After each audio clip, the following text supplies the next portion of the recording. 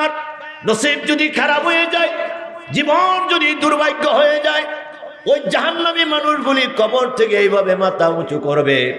কবর থেকে হাসরের দৃশ্য যখন দেখতে পারবে, লোকেরা এইভাবে বলবে, আফসোস করে বলবে, قالوا يا ويلنا من بعثنا من مرقدنا هذا ما وعد الرحمن وصدق المرسلون।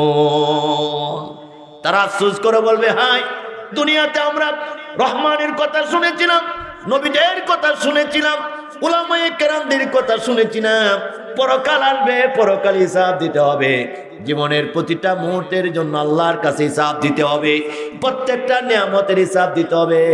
জান্নাত হবে, জাহান্নাম হবে, নসিব ভালো হলে জান্নাত হবে, নসিব খারাপ হলে জাহান্নাম হবে।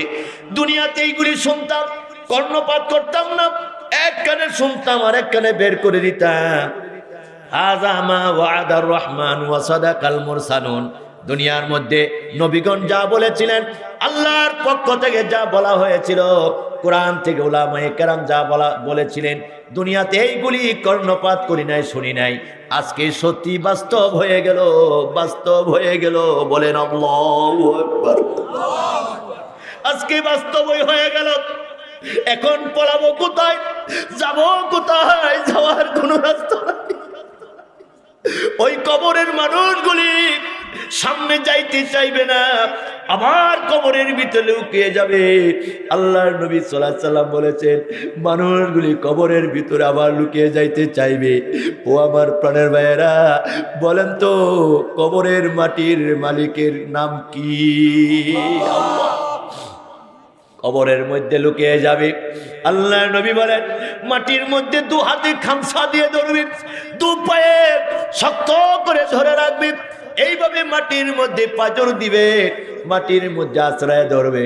মাটিকে বলবে, মাটি রে, এতদিন পর্যন্ত আমাকে আশ্রয় দিয়েছো, আর কিছুদিন আশ্রয় দে।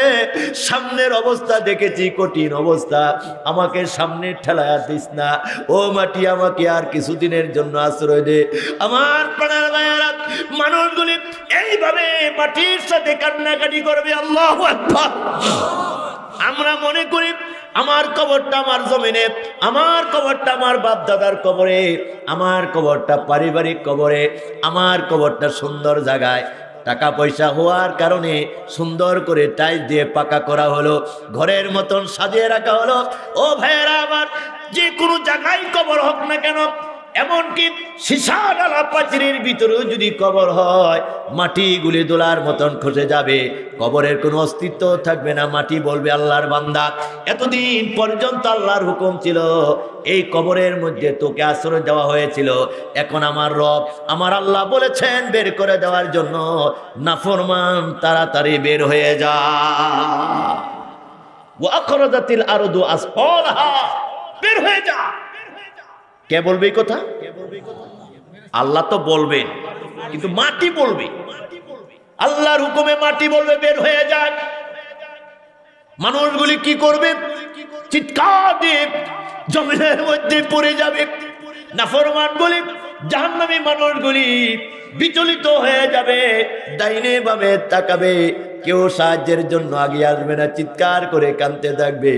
তখন মানুষ সেই সময় বলবে, মানুষ এইভাবে বলতে থাকবে, ওয়া আখরাজাতিল আরদু আসফালাহা ওয়া ক্বালাল ইনসানু মা লাহা। মানুষগুলি বলবে, হায়, কি হইল রে, কি হইল? আজকে তো আমাদের বাঁচানোর জন্য কেউ আসতেছে না। আমার কণ্ঠ, আমার চিৎকার কেউ তো শুনতেছে না, কে বাঁচাবে? বাঁচানোর কোনো সাহায্যকারী পাওয়া যাবে? একমাত্র সাহায্যকারী কে? সেই আল্লাহর কাছে আমাদের ফিরে যাব। বলেন, এর মধ্যে কোনো সন্দেহ আছে? তাহলে আল্লাহর কাছে ফিরে যাওয়ার জন্য আমাদের কিছু প্রয়োজন আছে কিনা? কি বলেন, প্রয়োজন আছে?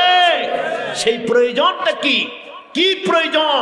আমাদের গোলামি আল্লাহর করব, কেন নামাজ পড়ব, কেন আল্লাহর বিধান মানব, এটার কারণটা কি? তার মূল কারণ হলো আমরা আল্লাহর কাছে ফিরে যাব, সেদিন যেন আল্লাহর রহমতের ছায়ায় আল্লাহর রহমত যেন আমরা পাই। ও ভাইয়েরা, এই নিয়ত করে কি আমরা আল্লাহর গোলামি করতে রাজি আছি? সবাই রাজি আছি? কে কে আছেন একটু হাত তুলে দেখান। নারায়ে তাকবীর, নারায়ে তাকবীর। আল্লাহ কবুল করুক বলি আমিন। এখন আসুন, আমার বাকি সময় খুব লম্বা আলোচনা করব না, এর ভিতরে পরকালীন বিষয়ে আমার শান্তি পাওয়ার জন্য আমাদের কি প্রয়োজন এই বিষয়ে কিছু কথা বলবো ইনশাআল্লাহ। আল্লাহ তাআলা যদি তৌফিক দান করেন বলে আমিন। একটু জুড়ে সুরে প্রাণ উজাড় করে কয়েকবার জিকির পড়ে সুবহানাল্লাহ ওয়ালহামদুলিল্লাহ লা ইলাহা ইল্লাল্লাহ, জুড়ে সুরে সুবহানাল্লাহ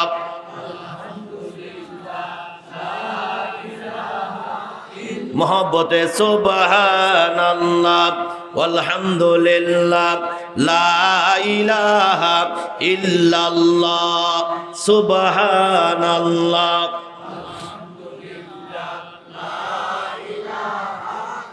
মোহব্বতে সুবহানাল্লাহ ওয়ালহামদুলিল্লাহ লা ইলাহা ইল্লাল্লাহ লা ইলাহা